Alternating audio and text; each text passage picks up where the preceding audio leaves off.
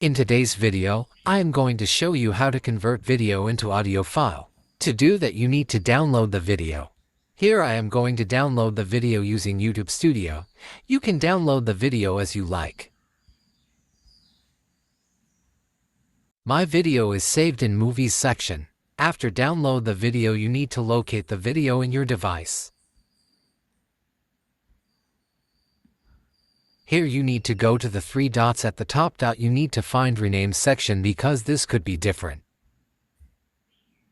Like this, click on More and click on Rename.